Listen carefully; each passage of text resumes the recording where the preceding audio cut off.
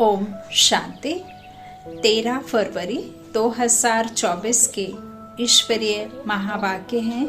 आज के मधुर साकार मुरली का सार।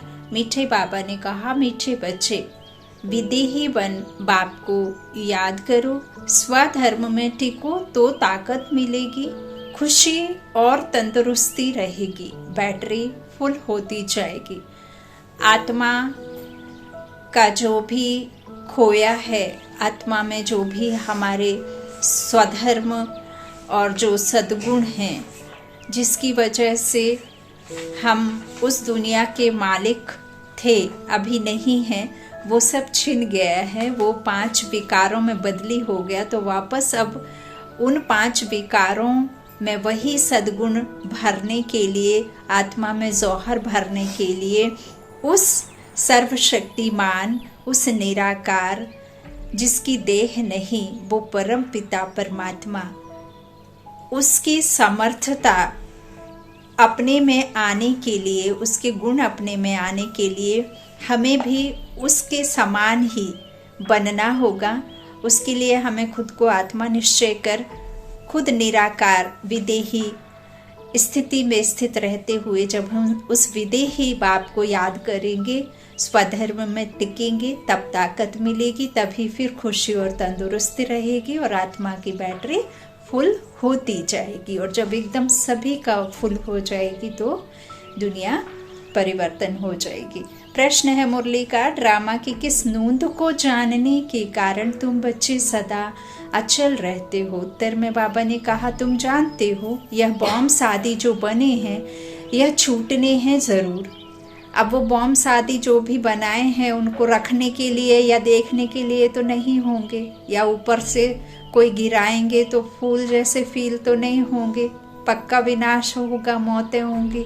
तो बाबा कहते हैं ये छूटने हैं जरूर, विनाश होगा तब तो हमारी नई दुनिया आएगी, है ना। बाबा कहते हैं जब तक आती नहीं है तब तक अंत नहीं है।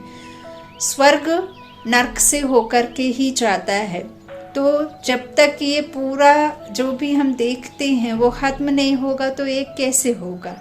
तो बाबा कहते हैं हमारी नई दुनिया आने के लिए यह सब जरूर विनाश होना है। यह ड्रामा की अनादि नूंद है। मरना तो सबको है। तुम्हें खुशी है कि हम यह पुराना शरीर छोड़ राजाई में जन्म लेंगे। तुम ड्रामा को साक्षी हो, देखते हो, इसमें हिलने की बात नहीं है, रोने की कोई दरकार नहीं है। जो भी जिस भी जगह से जैसा भी समय चल रहा है, चाहे वो किसी भी प्रकार का हो, वह सब ड्रामा है।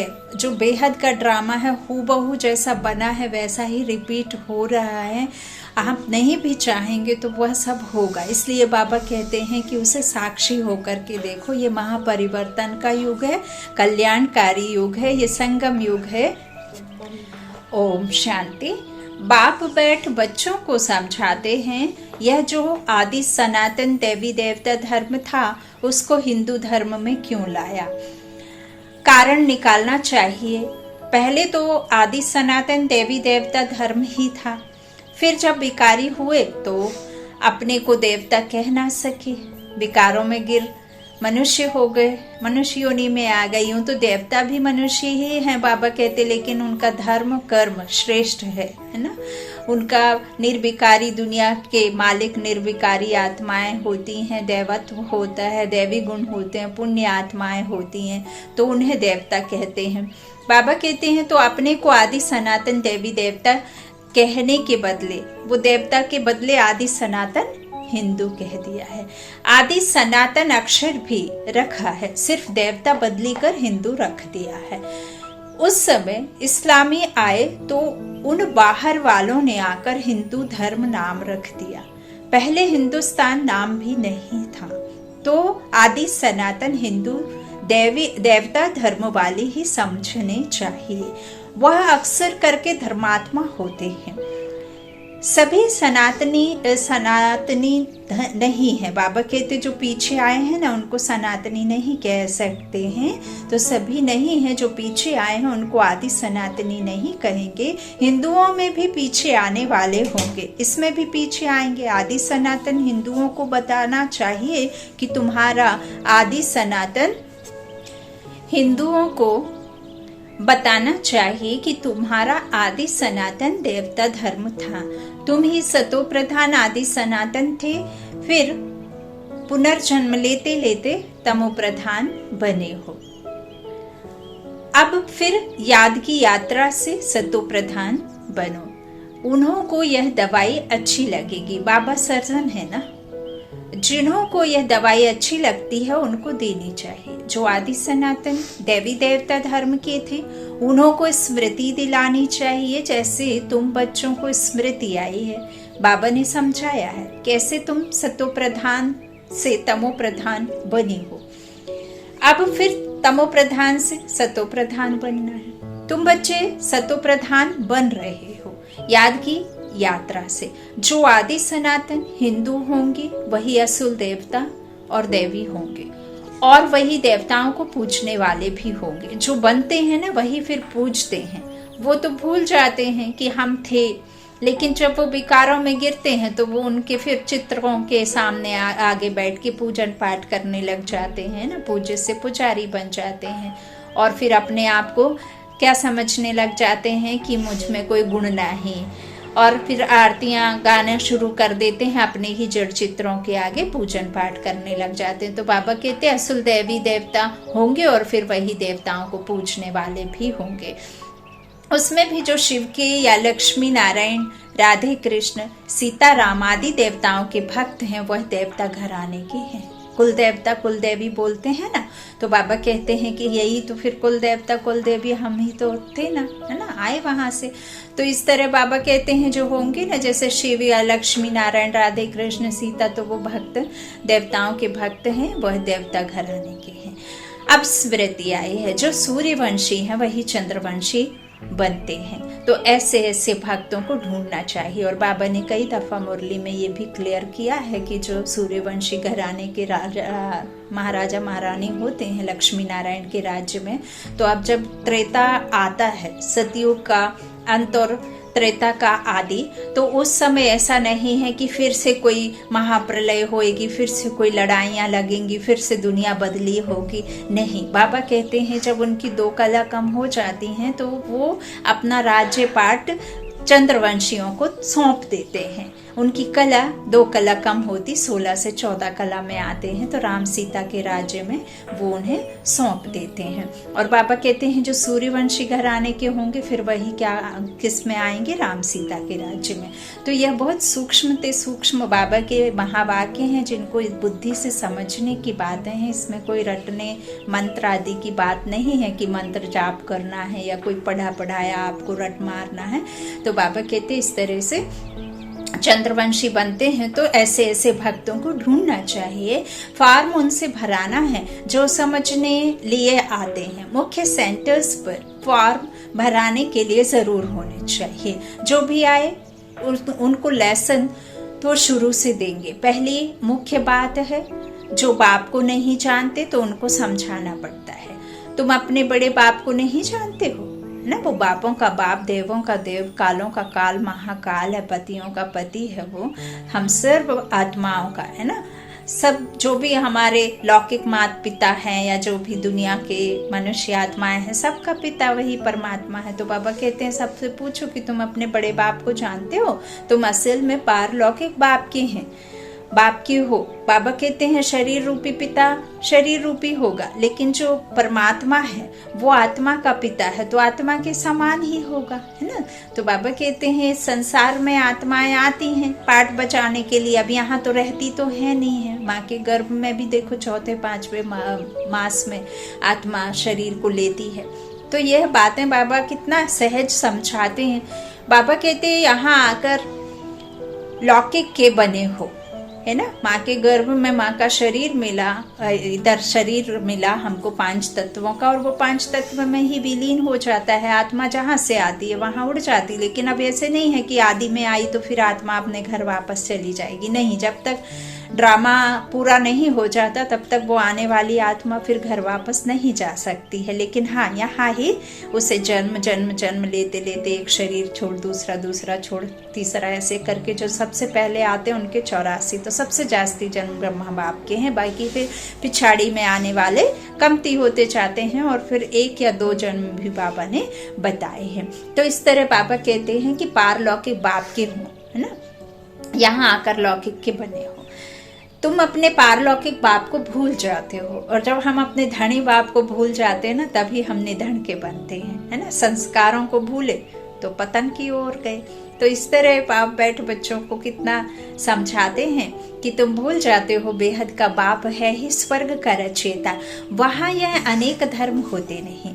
तो फार्म जो भरते उस पर ही सारा मदार होना चाहिए। कोई बच्चे भल समझाते बहुत अच्छा है, परंतु याद है नहीं, योग है नहीं। अशरीरी बन बाप को याद करें, वह है नहीं। याद में ठहर नहीं सकते, भल समझते हैं हम, अच्छा समझाते हैं, म्यूजियम आदि भी खोलते हैं, परंतु याद बहुत कम है। अपने को आत्मा समझ बाप को याद करते रहें, इसमें ही मेहनत है। बाप वार्निंग देते हैं, ऐसे मत समझो कि हम तो बहुत अच्छा कन्विंस कर सकते हैं, परंतु इससे फायदा क्या। बाबा कहते कहीं भी किसी भी प्रकार से कभी भी यह मत समझना कि ये मैं ज्ञान बहुत अच्छा समझाती हूँ, समझाता हूँ, या मैं मेरे से ज़्यादा तो किसी को समझ में नहीं आई, मैं ही बाबा का बच्चा हूँ, मेरा ही ज्ञान है, मैं अच्छा समझाता हूँ। देखो, एक के द्वारा एक परमात्मा का ज्ञान है। उसमें बाबा कहते वो भी कहना कि मेरा है, मेरे द्वारा है, या मैंने उससे अच्छा कहा, ये भी आपका देहभान है। देहभान में आना माना अपना ही कल्याण करना। तो ये तो है ही उस परमपिता परमात्मा का। हम तो मात्र निमित्त है, कर्मेंद्रियों का सहारा लेकर परमात्मा तन में आए, और हमने अपने कर्मेंद्रियों का सहारा लेकर आत्मा को जो समझा, आत्मा ने वही फिर दूसरों को दिया। तो परमात्मा कहते हैं जो मैंने दिया वो बांट रहे हो, तुम्हारे पास तो क्या है, दाता का है सब कुछ। तो इस तरह म्यूजियम आदि भी खोलते हैं, लेकिन याद में नहीं रहते हैं। तो बाबा कहते हैं अपने को आत्मा समझ बाप को याद करते रहें, इसमें ही मेहनत है। बाप वार्निंग भी देते हैं, है ना, कि ऐसे मत समझो कि मैं ही सबसे ज़्यादा अच्छा समझा सकती हूँ, परंतु इससे फायदा क्या। चलो स्वदर्शन चक्रधारी बन गए, परंतु इसमें तो विदेही बनना है। कर्म करते अपने को आत्मा समझना है। आत्मा इस शरीर द्वारा कर्तव्य करती है, यह याद करना भी नहीं आता, ख्याल में नहीं आता, उनको कहेंगे बुद्धू। बाप को याद नहीं कर सकते, सर्विस करने की ताकत नहीं। तो बाप को बाबा कहते बाप को याद नहीं कर सकते, है ना, सर्विस करने की ताकत नहीं। याद बिगर आत्मा में ताकत कहाँ से आएगी, बैटरी कैसे भरे, चलते चलते गाड़ी खड़ी हो जाएगी, ताकत नहीं रहेगी, है ना। याद रहेगी तो आपको वही सब कुछ आएगा जो परमात्मा में भरा हुआ है। तो बाबा कहते याद बिगर आत्मा में ताकत नहीं आएगी। कहते हैं ना, शरीर रूपी डॉक्टर शरीर के अंगों को कहाँ कैसे किस हिसाब से फिट करना है वो तो समझ सकता है, लेकिन इस शरीर को चलाने वाली आत्मा का डॉक्टर जब तक आत्मा की फिटिंग नहीं करेगा तब तक फिर ये शरीर कैसे चलेगा। तो बाबा कहते हैं कि मैं आत्मा का डॉक्टर हूँ, रूहानी सर्जन हूँ। आत्म बल से कोई 100 वर्ष की आयु में भी अपनी कितनी भी क्रिटिकल सिचुएशन में हो, कितनी भी विकट समस्या में हो, बीमारी में हो, किसी भी प्रकार की परेशानी में हो, वो आत्मा में यदि ताकत है तो वो बाहर आ जाता है। लेकिन जिसके आत्म बल नहीं है वो छोटे छोटे मुश्किलों से घबरा कर अपना शरीर भी छोड़ देते हैं। तो ऐसे सब बाबा कहते हैं कि मेरा जो याद है, मेरी याद से ही तुम्हारी आत्मा में बल भरेगा, नहीं तो कुछ नहीं कर पाएंगे, चलते चलते खड़े हो जाएगी, ताकत नहीं रहेगी। कहा जाता है release is might, religion is might. आत्मा स्वधर्म में टिके, आत्मा के साथ स्वधर्म है ना। आत्मा का स्वरूप ही है शांत। आत्मा में शक्ति, बल, ज्ञान, आनंद, शक्ति, बाबा कहते पवित्रता ना, प्रेम, ये सब जो बाबा ने कहा कि जो तुम्हारा खुद का स्वधर्म है ना, तो शांति में टिको, शक्ति आती है, पवित्रता, प्रेम, ज्ञान, आनंद, ये सब बाबा कहते हैं कि उसमें रहोगे तभी तो फिर तुम्हारे में वो आप वापस लौटेंगे, तो तब ताकत मिले।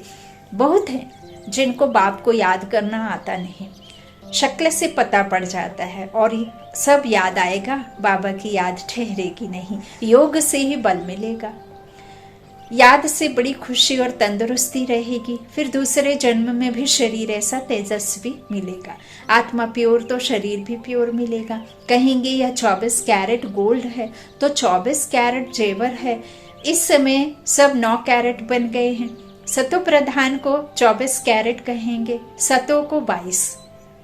सतो प्रधान को बहुत समझने की बातें हैं। बाबा कह रहे हैं कि सतो प्रधान को 24 कैरेट कहेंगे, अर्थात जो हमारा निराकार स्वरूप है आत्मा का लाइट स्वरूप, वो 24 कैरेट होती है। और जब हम सतो में आते हैं तो 22 हो जाता है, क्योंकि जब हम शरीर पहन लेते हैं तब फिर सतो हो जाते हैं, सतो प्रधान अवस्था में। तो बाबा कहते हैं सतो को 22 कहेंगे। यह बड़ी समझने की बात है। जेवर देखो, बिना मिलावट के नहीं बना सकते, तो जेवर 22 कैरेट के बनते हैं, है ना।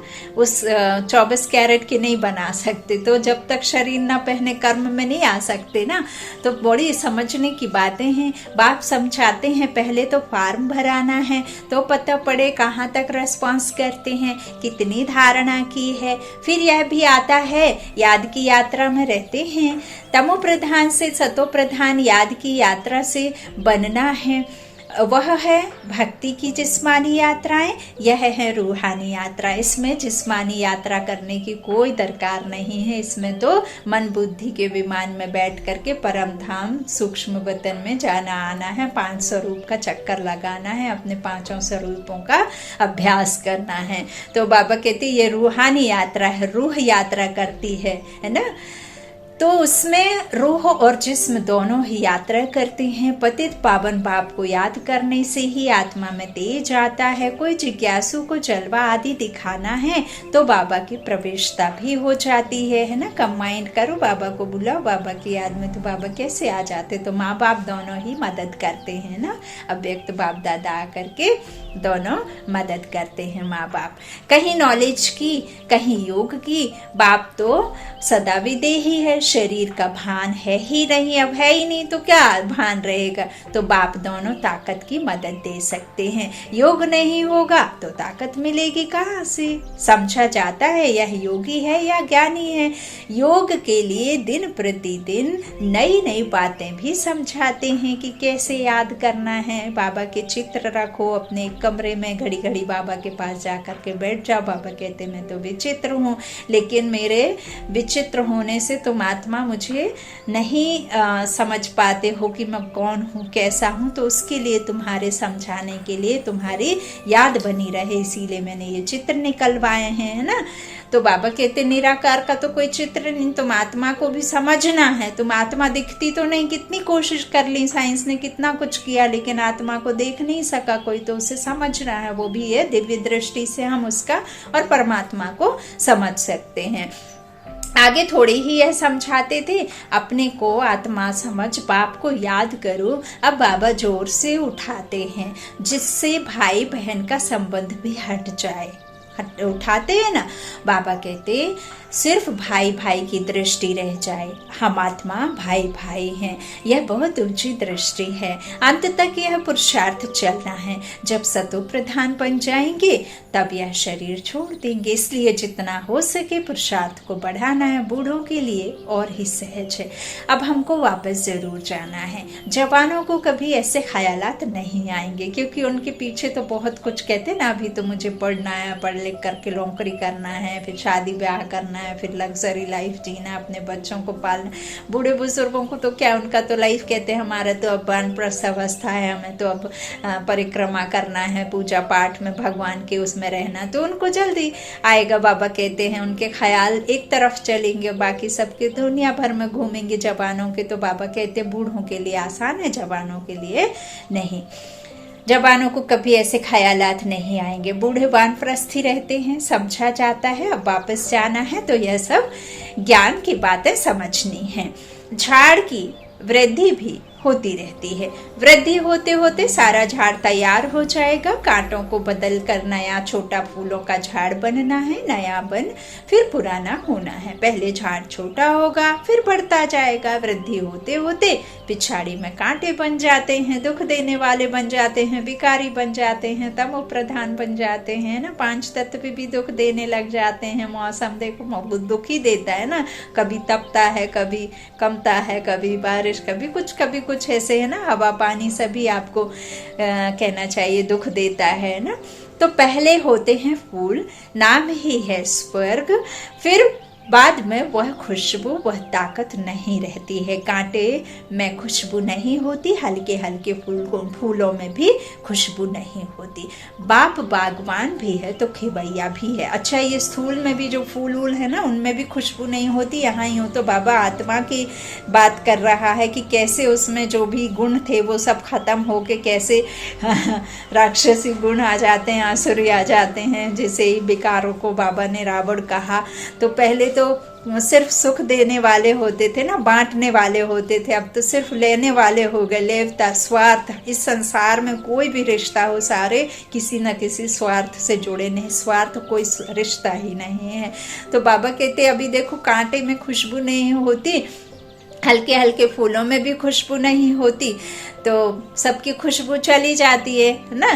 तो बाप बागवान भी है तो खिवैया भी है, सबकी नाव पार करते हैं, है ना। बागवान है तो देखो कांटों से फूल जो बनेंगे, जो पुरुषार्थ करेंगे वो बाबा के बाग का फूल बन जाएगा जा करके, है ना। बागवान तो आया है कांटों को हटाने के लिए, और बाकी फिर खिवैया भी है तो फिर मुक्ति भी कराएगा। तो मुक्ति, जीवन मुक्ति देने वाला दाता एक ही है। तो नाव पार कैसे करते हैं, कहाँ ले जाते हैं, यह भी जो सयाने बच्चे हैं वह समझ सकते हैं। जो समझते नहीं वह पुरुषार्थ भी नहीं करते। नंबरवार तो होते हैं ना, कोई एरोप्लेन तो आवाज से भी तीखा जाता है। आत्मा कैसे भागती है यह भी किसको पता नहीं है। आत्मा तो रॉकेट से भी तीखी जाती है। आत्मा जैसी तीखी और कोई चीज होती नहीं। आप यहाँ बैठे हो, जहाँ भी जिस प्लेस में बैठ करके आप मुरली सुन रहे हो, और बीच में यदि आपके मन में ख्याल आया, मान के चलो आप विदेश में कोई दूसरी जगह अपने शरीर निर्वाहार्थ कार्य कर रहे हैं, या किसी कारणवश आपको कहीं बाहर जाना पड़ा और आपको अपने घर की याद सता रही है, तो कितना सेकंड लगता है। मैंने आपकी माँ का नाम लिया, भले ही वो इस दुनिया में ना हो या दूसरे जगह हो या पास में भी हो, पड़ोस में गई हो, और आपको माँ कहा, तो आपको माँ के पिक्चर के साथ उनका कहाँ बैठना होता है, क्या पहने होती हैं, क्या खाना बनाती हैं, क्या खाती हैं, खिलाती हैं, कितना बातें भी कर लेंगे। देखो कुछ एक सेकंड में आपकी माँ का पूरा रंग रूप, बात, वातावरण, उनका खाना, रहन सहन सब याद आए। तो कितना तीखा, आप शरीर से नहीं जा पाए लेकिन मन की आंखों से आप इमीडिएटली सेकंड्स में जाकर आ भी गए। तो बाबा इसी तरह कहते कि ये रॉकेट से भी तीखी है। आत्मा जैसी तीखी और कोई चीज होती नहीं। उन रॉकेट आदि में ऐसी कोई चीज डालते हैं जो जल्दी उड़ा ले जाते हैं। विनाश के लिए कितना बारूद आदि तैयार करते हैं। स्टीमर, एरोप्लेन में भी बॉम्ब्स ले जाते हैं। आजकल पूरी तैयारी रखते हैं, अखबारों में लिखते हैं, ऐसे नहीं कह सकते कि बॉम्ब्स काम में नहीं लाएंगे, हो सकता है बॉम्ब्स चला दें, ऐसे कहते रहते हैं। यह सब तैयारियां हो रही है। विनाश तो जरूर होना है, बॉम्ब्स ना छूटे, विनाश ना हो, ऐसा हो नहीं सकता। तुम्हारे लिए नई दुनिया जरूर चाहिए, या ड्रामा में नूंद है इसलिए तुमको बहुत खुशी होनी चाहिए। मिरुआ मौत मल्लो का शिकार, ड्रामा अनुसार सबको मरना ही है। तुम बच्चों को ड्रामा का ज्ञान होने के कारण तुम हिलते नहीं हो, साक्षी होकर देखते हो, रोने आदि की दरकार नहीं। समय पर शरीर तो छोड़ना ही होता है। तुम्हारी आत्मा जानती है हम दूसरा जन्म राजाई में लेंगे, मैं राजकुमार बनूंगा। आत्मा को पता है, तब तो एक शरीर छोड़ दूसरा लेती है। सर्प में भी आत्मा है ना, कहेंगे हम एक खाल छोड़ दूसरी लेते हैं, कभी तो वह भी शरीर छोड़ेंगे, फिर बच्चा बनेंगे। बच्चे तो पैदा होते हैं ना, पुनर्जन्म तो सबको लेना है।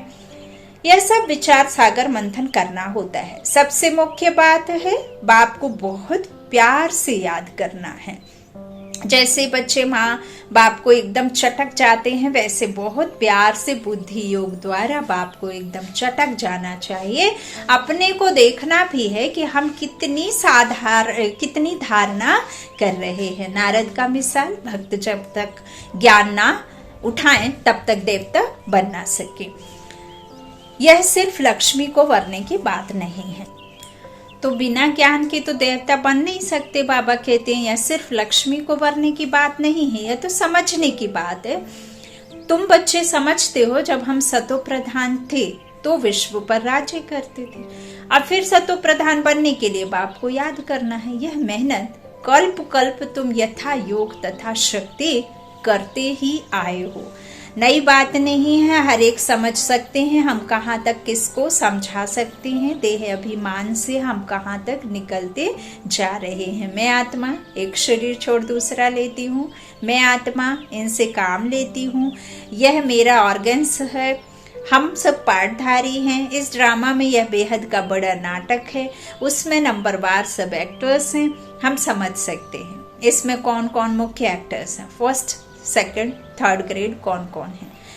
तुम बच्चे बाप द्वारा ड्रामा के आदि मध्य अंत को जान गए हो। रचयिता द्वारा रचना की नॉलेज मिलती है, रचयिता ही आकर अपना और रचना का राज समझाते हैं। यह उनका रथ है ब्रह्मा बाबा, जिसमें प्रवेश कर आए हैं। कहेंगे तब तो दो आत्माएं हैं, यह भी कॉमन बात है। पितृ खिलाते हैं तो दो आत्मा आती है ना, आगे बहुत आते थे, उनसे पूछते थे। अभी तो तमो प्रधान हो गए हैं, कोई कोई अब भी बतलाते हैं। हम आगे जन्म में फलाना थे, फ्यूचर का कोई नहीं बताते। पिछाड़ी का सुनाते हैं, सब पर तो कोई विश्वास नहीं करते। बाबा कहते हैं मीठे मीठे बच्चे, अब तुमको शांत में रहना है। तुम जितना जितना ज्ञान योग में मजबूत होंगे तो फिर पक्के सॉलिड हो जाएंगे। अच्छा, यहाँ बाबा जो शांति की बात करते हैं ना, तो शांत तो तभी होंगे जब शरीर छूट जाएगा। बाबा का यहाँ भावार्थ है कि आपके आत्मा में या आपके मन बुद्धि संस्कार में जो भी कमी कमजोरी है, जो व्यर्थ है, जो नेगेटिविटी है, उसे ख़त्म करके आपको पॉजिटिव से फुलफिल होना है। मनसा वाचक कर्मणा एक स्थिति में रहना है, जो अंदर है वही बाहर रखना है। ऐसे नहीं है कि किसी के प्रति सोच कुछ रहे हैं और मुख से कुछ बोल रहे हैं और कर्म में तो कुछ और ही कर रहे हैं। तो यह बाबा का शांति का है, कॉन्सेंट्रेट होना, माना बाबा के महावाक्यों में टिक जाना। कभी शांति धाम में, कभी परम धाम से सूक्ष्म बतन में, और कभी स्थूल बतन में। तो ये सेकंड्स में बाबा कहते आना जाना रखो। तो तुम जितना जितना ज्ञान योग में मजबूत होंगे तो फिर पक्के सॉलिड हो जाएंगे। अभी तो बहुत बच्चे भोले हैं। भारतवासी देवी देवताएं कितने सॉलिड थे, धन से भी भरपूर थे, तन मन धन से सब कुछ से भरपूर थे। अभी तो एकदम खाली है। अभी दिखने में इतने सुंदर, इतना सब कुछ है, लेकिन अंदर से एकदम खाली। और बाबा के बच्चे भले साधारण दिखते हैं लेकिन अंदर से भरतू। तो बाबा कहते हैं मुट्ठी बांधे आया बंधे हाथ पसारे जाएगा। क्या लेकर आया क्या लेकर जाएगा। बाबा कहते हैं तुम बच्चे भल मुट्ठी बांधे आए हो या हाथ पसारे आए हो, लेकिन जाना तो संस्कारों से भरकर ही है। तो मेरे बच्चे खाली नहीं जाते। बाबा कहते हैं अभी तो सब खाली हैं, वह सॉल्वेंट तुम इनसॉल्वेंट। तुम खुद भी जानते हो भारत क्या था, अब क्या है। भूख मरना ही पड़ेगा, अनाज पानी आदि कुछ नहीं मिलेगा। कहाँ बाढ़ होती रहेगी तो कहाँ पानी की बूंद नहीं होगी। अभी भी वही समय चल रहा है। झुटलाने की कोई बात नहीं, झूठ की कोई बात नहीं। बाबा कहते इस समय दुख के बादल हैं, सतयुग में सुख के बादल हैं। इस खेल को तुम बच्चों ने ही समझा है और किसको भी पता नहीं है। बैज पर भी समझाना बहुत अच्छा है। वह लौकिक हद का बाप, यह पारलौकिक बेहद का बाप। यह बाप एक ही बार संगम युग पर बेहद का वर्षा देते हैं। अच्छा, जब तक दुनिया में तमो प्रधानता ना आए, जब तक दुनिया में पाप ना बढ़े, तो पाप से मुक्त करने वाला, जब तक दुख ना आए, जब तक दुख को हरने वाला आएगा कैसे, है ना। तो आना भी उसका तभी होगा ना जब दुनिया में हाहाकार मच जाएगा। तो अब आया है क्योंकि दुनिया बिल्कुल तमो प्रधान हो गई। तो बाबा कहते यह बाप एक ही बार संगम पर बेहद का वर्षा देते हैं, नई दुनिया बन जाती है। यह है आयरन एज, फिर गोल्डन एज जरूर बननी है। 4 एज में जाते हैं। आयरन एज बाबा कहते हैं अभी चल रही है, गोल्डन एज के लिए बाबा तैयार कर रहे हैं, फिर सिल्वर, कॉपर, है ना। तो इस तरह से बाबा कहते हैं कि गोल्डन एज जरूर बननी है। तुम अभी संगम पर हो, दिल साफ मुराद हासिल, ना। दिल साफ होगी तभी बाबा कहते मुराद हासिल होगी। रोज अपने से पूछो खराब काम तो नहीं आए, खराब ख्यालात, काम कुछ गलत तो नहीं किया। कर्मों का बाबा कहते हैं कि देखो कितना हिसाब है, पुराने चुकाने, अभी के लिए इकट्ठा करना, फ्यूचर के लिए इकट्ठा करना, अभी इस जन्म के लिए भी, पिछले जन्मों का भी और आने वाले जन्मों के लिए भी इकट्ठा करना। तो कितना सारा चाहिए। कमाया खाया खत्म किया वो उससे नहीं चलेगा, अकाउंट बैलेंस तो होना है। तो बाबा कहते कर्मों का अकाउंट बैलेंस जमा करो। तो इस तरह आपके अंदर कितने कोई ख्यालात तो बुरे नहीं आए, बेकारी ख्यालात तो नहीं आए, कुछ व्यर्थ तो नहीं चला, किसी के लिए बुरा तो नहीं सोचा, तो अपनी मस्ती में रहे या झरमई झुरमई में झगमई में लगे रहे। हाँ, झरमई झगमई बाबा कहते ना, यहाँ वहाँ की बातों में टाइम गंवा देते हैं। फोन पे घंटों बातें कर लेंगे और कहेंगे बाबा को याद करने की टाइम नहीं है। तो बाप का फरमान है मामे कम याद करो। अगर याद नहीं करते तो नाफरमान बरदार हो जाते हैं। बाबा का जो ऑर्डर नहीं मानते ना, उसको बाबा ने नाफरमान बरदार कहा है, क्योंकि बाबा की भाषा भी सिंधी थी ना। अच्छा, मीठे मीठे सिक्की लाधे बच्चों प्रति माता पिता बाप दादा का याद प्यार और गुड मॉर्निंग। रूहानी बाप की रूहानी बच्चों को नमस्ते। हम रूहानी बच्चों की रूहानी माता पिता बाप दादा को लाड प्यार और नमस्ते। धारणा के लिए मुख्य सार है। पहला बाबा ने कहा ज्ञान योग की मस्ती में रहना, दिल साफ रखनी है, झरमोई झगमोई व्यर्थ चिंतन में अपना समय नहीं गंवाना है। यदि आपको बात करनी भी है तो सिर्फ और सिर्फ बाबा के बारे में ही बातें करें। बाबा कहते हैं ना, यदि आपने किसी का व्यर्थ सुन भी लिया, यदि आपने बात नहीं की, व्यर्थ नहीं बात की, तो भी आपका बैलेंस में जमा होगा, क्योंकि आप सुन रहे हैं, बात बराबर ही है, उतना ही आप हो गए उसके जिम्मेवार। अच्छा, दूसरा है हम आत्मा भाई भाई हैं, अब वापस घर जाना है, यह अभ्यास पक्का करना है। विदेही वन स्वधर्म में स्थित हो, बाप को याद करना है। वरदान है स्वरूप और बाप के सत्य स्वरूप को पहचान। सत्यता की शक्ति धारण करने वाले दिव्यता संपन्न भव। जो बच्चे अपने स्वस्वरूप को, बाप के सत्य परिचय को यथार्थ जान लेते हैं और उसी स्वरूप की स्मृति में रहते हैं, तो उसमें सत्यता की शक्ति आ जाती है। उनके हर संकल्प सदा सत्यता व दिव्यता संपन्न होते हैं। संकल्प, बोल, कर्म और संबंध संपर्क सब में दिव्यता की अनुभूति होती है। सत्यता को सिद्ध करने की आवश्यकता नहीं रहती। अगर सत्यता की शक्ति है तो खुशी में नाचते रहेंगे। स्लोगन है साकाश देने की सेवा करो तो समस्याएं सहज ही भाग जाएंगी। साकाश देने की सेवा करो तो समस्याएं सहज ही भाग जाएंगी। अच्छा, ओम शांति।